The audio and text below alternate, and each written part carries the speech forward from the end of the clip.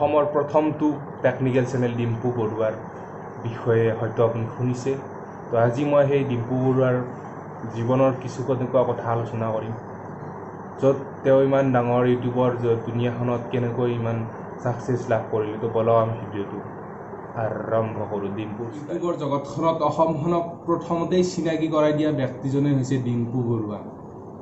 তো বন্ধুসকল, অসমৰ প্ৰথমটো টেকনিকেল চেনেল যিটো ডিম্পু বৰুৱা নামৰ এটা চেনেল আছে, সেই চেনেলটোত বৰ্তমানলৈকে অসমত 6 লাখৰো ওপৰত ছাবস্ক্ৰাইব কমপ্লিট কৰিছে। এই ভিডিঅ'টোত আলোচনা কৰিম, ভিডিঅ'টো শেষলৈ চাই থাকিব। চাওক, ডিম্পু বৰুৱাৰ জন্ম হৈছিল 1985 চনত নলবাৰীত, য'ত ময়ো থাকোঁ, মোৰ ঘৰৰ নলবাৰীত। ডিম্পু বৰুৱা সৰুৰে পৰাই তেওঁ মোমায়েকৰ ঘৰত আছিল।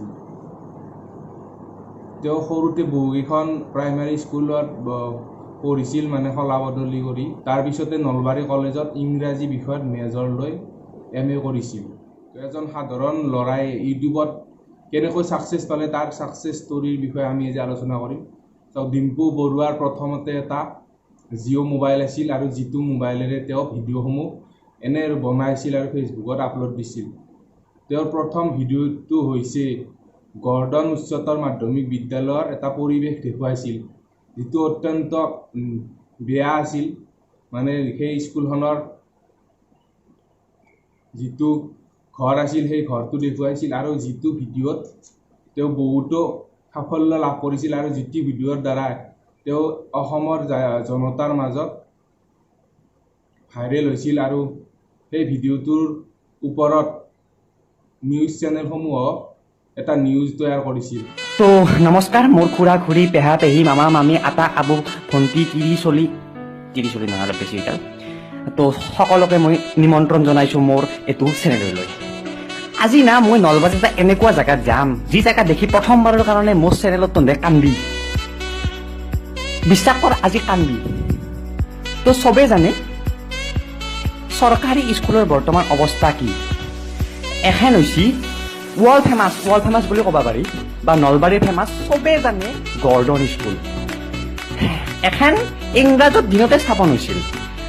আপোনালোকে গৰ্ডন বেষ্ট স্কুল, পুৰা একদম হাই ক্লাছ স্কুল আছিল সেই সময়ত। এই সময়তো হাই ক্লাছ বুলিয়ে ক'ব লাগিব, কিন্তু কি হাই ক্লাছ দেখুৱাম মই। হৈছিল 1887 চনত। কিন্তু বৰ্তমান স্কুলখন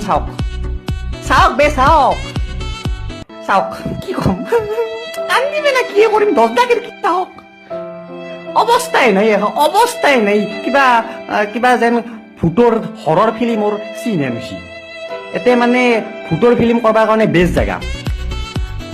ছাৰ হিমন্ত বিশ্ব ছাৰক মই অনুৰোধ কৰিছোঁ, এখন স্কুল বান্ধি দিয়ক।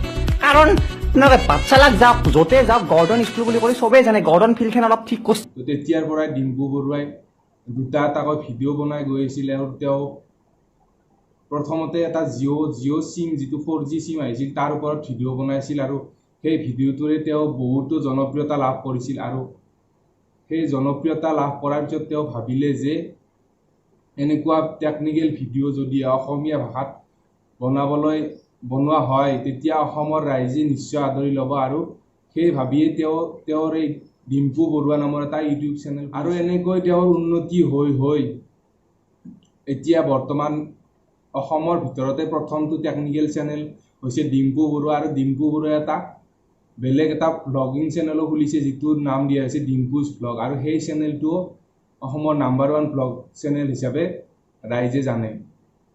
তো এনেকৈ গৈ ডিম্পু বৰুৱাই এদিন নিউজৰ মজিয়াত স্থান পাইছিল, য'ত চক্ৰৱাদী পৰাশৰে অসমৰ টপ 10 ইউটিউবাৰসকলক মাতি তোমাৰ ওচৰলৈ আহিছো। তোমাৰো যথেষ্ট ভিডিঅ' আছে, আমি দেখা পাওঁ তুমি সৰু বিষয়ৰ ওপৰত তুমি আলোকপাত কৰা আৰু ৰাইজক জনাবলৈ বিচাৰা, যিহেতু এজন টিচাৰ নিজে।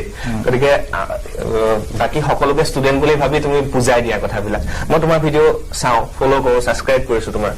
তুমি এবাৰ কৈ দিব লাগে কেনেধৰণে তোমালোকে কোৱা, তুমি কেনেকে কোৱা। ছাবস্ক্ৰাইব কৰক, মোৰ ভিডিঅ' লাইক কৰক, বেলটো বজাই দিয়ক সেইখিনি অকমান মানে কথাটো হৈছে কি আজিকালিতো সকলোৰে হাতে হাতে এটা মোবাইল ফোন প্ৰায় 4,000 টকাতে এটা 4G থকা মোবাইল ফোন পায় আৰু জিঅ' চিম অহাৰ পৰা এইটো বহুত বাঢ়ি গৈছে সো সকলোৱে মোবাইলে যদি আমি সোমাই যাব পাৰো তাতকৈ আৰু একো নাই কাম কৰে সো মই এইটো বুজাই দিবলৈ চেষ্টা কৰো কিছুমান ইণ্টাৰনেটত সাৰ্চ কৰি গুগলত সাৰ্চ কৰি হওক কিছুমান ডাঙৰ ডাঙৰ ভিডিঅ' চাই সেইটো ভিডিঅ' যদি মই একদম সহজ ভাষাত যিমান সহজভাৱে পাৰো মানে এজন সৰু ল'ৰাই যাতে বুজি পায় আৰু এজন বুঢ়া মানুহে ডিম্পু বৰুৱাই ইউটিউব চেনেলৰ নামত বহুতো কষ্ট কৰিছে সেই কষ্টৰ ফল আজি তেওঁ পাইছে তো যদি আমিও এনেকুৱা কষ্ট কৰোঁ তেনেহ'লে আমি ফল নিশ্চয় পাম তেওঁ ভিডিঅ'টো চাই কেনেকুৱা লাগিল আপোনালোকে কমেণ্টত নিশ্চয় জনাব আৰু যদি এতিয়ালৈকে আমাৰ চেনেলটো ছাবস্ক্ৰাইব কৰা নাই তেনেহ'লে ছাবস্ক্ৰাইব কৰক আৰু লাইক কৰক আৰু শ্বেয়াৰ কৰক আজিলৈ ইমানে জয় অসম বন্দে মাতৰম